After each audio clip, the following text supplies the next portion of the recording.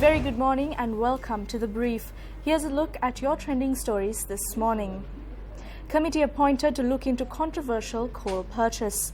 Sri Lanka is showing the world how political reform and economic growth can go hand in hand. A statement by U.S. Assistant Secretary of State Nisha Biswal. Isipatana College wins President's Trophy Inter-School Knockout Rugby Tournament.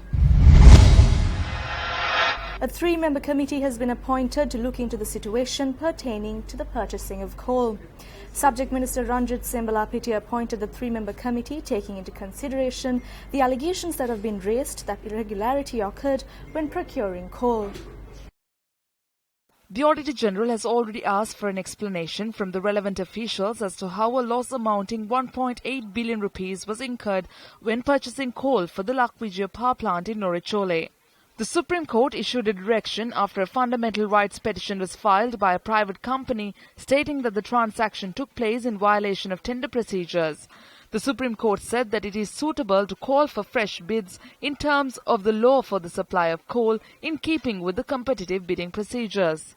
Taking into consideration the situation that has arisen, a three-member committee headed by the Vice-Chancellor of the University of Moratuwa, Professor K.K.Y.W. Pereira, was appointed today.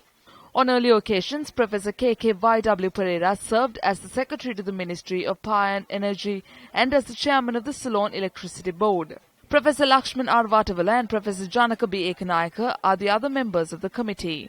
In the past, Professor Vatavala served as the Chairman of the Board of Investors and is currently serving as the Chairman of the Institute of Certified Management Accountants of Sri Lanka.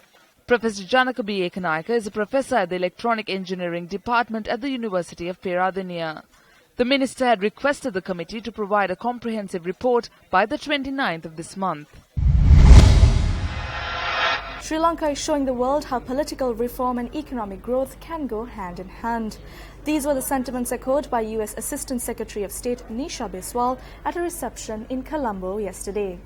Frankly, when you look around the world and you see so many of the countries and the communities that are struggling, that are going in a negative direction, so many places where the politics of division are taking root, here is a country that is coming together. Here is a country that is looking at the politics of unity. Here is a country that is on a positive trajectory.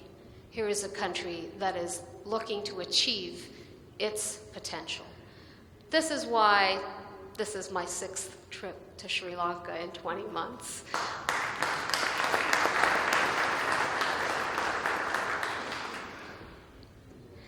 And in the past 18 months, the democratic progress that we have seen and come to expect, the advances in reconciliation, in accountable governance, in the freedom of expression, these progresses have also been paralleled by economic progress, progress in tourism, in shipping, in manufacturing, and more.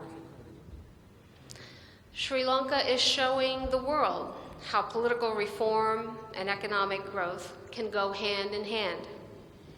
It is becoming a global example of how a post-conflict, ethnically diverse country can achieve lasting peace and thriving and inclusive prosperity.